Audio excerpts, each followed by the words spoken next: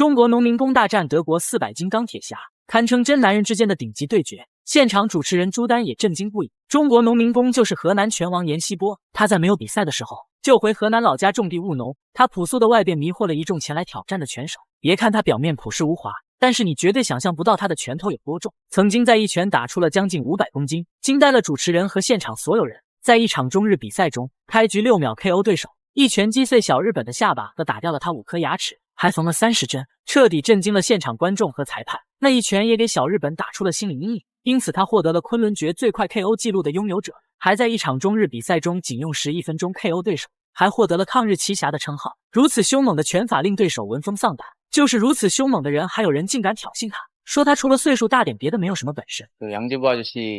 이제 나이도 있으니까 그만 두시고 고향 내려가서 체육관이나 차리세요. 阎锡波看到他如此的挑衅，也霸气喊话：“小子，这次比赛我会给你上一节让你终身难忘的课。”如此嚣张的人就是韩国年轻拳手李宰。他在得知自己的对手是中国农民大叔时，竟然口出狂言进行侮辱，真拿阎锡波当软柿子捏了。阎锡波扬言要好好的给他上一课。今天给大家带来几场暴打日韩拳手的比赛，为了让更多的人看到阎锡波的勇猛，请大家动动发财的双手，长按3秒点赞。比赛正式开始。蓝色拳套是韩国拳手李宰荣，红色拳套是中国拳手阎锡波。韩国棒子一记下前抱摔，把阎锡波拖入地面。倒地之后的阎锡波紧紧地卡着韩国棒子的头，不管韩国棒子怎么挣扎，都无法摆脱阎锡波的控制。或者是朝他的左侧弯曲躯干发力。韩国选手呢举起一个大拇指说没有问题，这个对我形成不了降服。我们来仔细的看啊，是法威要把对方的胯往后拉，然后把颈椎往下压。错了，大概这是一个。好，在取得了清晰的姿势之后，双方要回到场地中间，保持原有，对，给观众看到更清楚的比赛的过程。但这是在一个河内的上位。好，现在我们来看，所以的话，这个上位未必是一个特别有力的上位。好，这是在摆脱了。如果进入侧压，可能就形成姿态优势。韩国棒子在挣扎中，终于摆脱了阎锡波的控制，但是在绝对的力量面前，阎锡波轻松摆脱想要控制他的韩国棒子。然后上前就是猛攻，打的韩国棒子直接抱头防御，毫无还手之力。这个地面扎击，看看能不能直接，这个把头摁下去，把对方把头摁下去。但是双方的攻防在做地面攻防。下位的韩国选手在做扫技，没有形成。想要做起来，压平。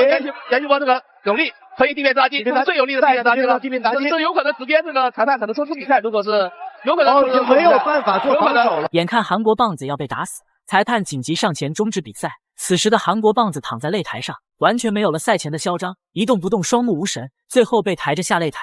小日本看到自己的好兄弟被欺负，并且还被打得这么惨，为了给好兄弟找回面子，派出日本拳坛的格斗王者立石玉善，绰号犬神，一出场就立马怒吼狂吠，就像狂犬病发作一样乱咬乱叫。他赛前还说一定要扭断阎锡波的脖子，为他们的好兄弟报仇，可是却不知阎锡波的凶猛。好了，废话不多，比赛正式开始。哇，漂亮！一上来立石玉善就一飞机。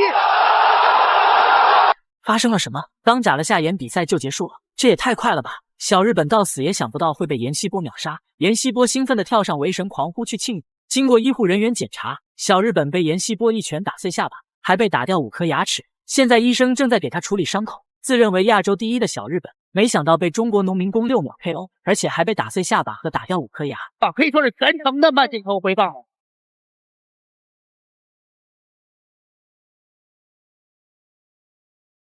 这个 KO 是他这个迎击拳，其实这个膝是打到阎锡波了，而且大家看到阎锡波是直接的后手的迎击拳，直接把力士。这场比赛阎锡波以迅雷不及掩耳之势获得了比赛的胜利，赛后更是直接公开扬言：3秒钟打了这一拳，然后嘴里边掉了5个牙，缝了30针，而且这个下巴还打骨折了，能看得带劲不？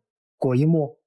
那儿看得带劲过瘾的话，给点个关注，懂不懂？日本拳坛看到派出去的拳手被6秒 KO 之后，大为震怒，实在太丢人了。为了给他们报仇，日本拳坛再次派出摔跤天才曾我英将，他是日本公认的格斗摔跤天才。小日本知道阎锡波战力强悍，所以派出摔跤天才用在地面 KO 他。看来小日本真的被逼急了。他赛前扬言说，不管你的战力对拼多么强悍，只要敢进入地面，那你就等着被收尸吧。阎锡波并没有搭理他，他要用实力说话。比赛正式开始。红色拳套是中国拳手岩西波，蓝色拳套是日本拳手曾我英将。小日本变得非常小心，不敢贸然进攻。岩西波看到小日本不敢进攻，一记踢扫试探之后，直接对小日本发起了猛烈的攻击。小日本被打得措手不及，岩西波追着小日本就是猛攻，在他在狂砸下，小日本直接躺在地上。裁判紧急终止比赛。秒杀，真的秒杀，秒杀曾我英将，岩西波回来了，岩西波，中原飓风再次刮起，没有进入对面，这结束看了，是这么的强大，非常兴奋的岩西波。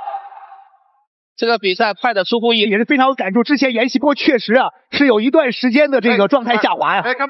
但是这场比赛非常漂亮，连续的这个组合拳，毫不犹豫，毫不犹豫。好，小日本再次被一回合快速 KO， 至此他被称为抗日奇侠。经此一战，中原飓风岩西波名声大振，他的豪言壮志话更是听得我们热血沸腾。生在和平年代，我们应当牢记历史，不忘我国。在擂台上，在中国，日本拳坛看到再次被一回合 KO 的日本拳手，感觉到脸面无光，正在不知道怎么办的时候，日本拳手上山知晓自告奋勇前来挑战。因为他之前败在中华虎杨建平的手里，还差点被勒断脖子。他听说岩西波是杨建平的师弟，所以想一雪前耻。他还立下军令状，如果不能 KO 岩西波，他就剖腹自尽，绝对不再苟活。比赛正式开始，蓝色拳套是中国拳手岩西波，红色拳套是日本拳手上山知晓。岩西波出拳试探，顺势把小日本顶到围笼边，双方缠斗在一起。来呢就特殊了，其实在没有什么详细的规定，只是万一被对方拿到这个踝部的一个锁的话，这样很难逃脱，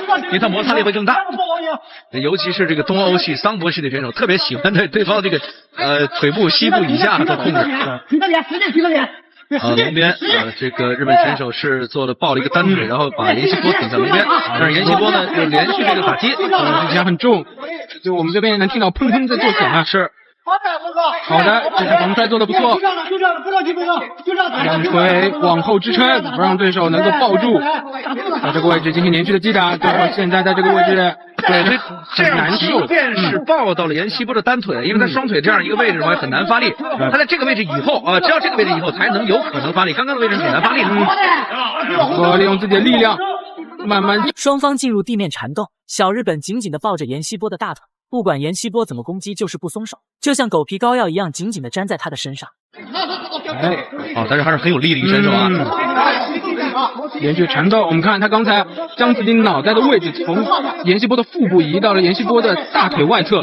而这时候岩西波想做一个拿背的动作吗？对，但很难。现在对手抱着这个单腿啊，对，抱的位置比较向上啊。对，好的，绕出来了又。这个位置现在只抱了一条小腿啊，有很好的位置进行攻击。这岩西波的打击还是很有力度啊。在岩西波的重拳砸击下，成功的摆脱了小日本的控制，然后顺势拿到他的骑乘位，对着小日本就是狂砸。小日本竟然转身把背给了岩西波，岩西波试图裸脚，在绝对的力量面前，岩西波成功的完成了裸脚。坚持了几秒钟之后，小日本拍打投降认输。另外一只手给攻了进去，完成这个漂亮的裸脚动作。哇，刚才那个裸脚啊，是细节上把握的很不错。是我刚刚我还在想，在一瞬间的时候，手进去的时候说，因为在笼边，这时候对方选手因为腿比较长，有可能靠笼子做一些技术。对，对方还没有来得及做动作的时候，岩西波已经把这个裸脚动作给做实了。而且他刚刚那个裸脚啊，他的右腿不但锁住了对手的大腿内侧，还把对手的另外一只手臂也锁了进去。是的。这样对方的这个防守啊，其实已经被破坏掉了，只有单边防守了。所以就直接把裸脚上面那个把位给过成了过起一波。最后岩西波再次以 KO 的形式获得比赛的胜利，从此他也被称为日本人的克星。大家觉得岩西波表现的怎么样？欢迎在评论区留言讨论。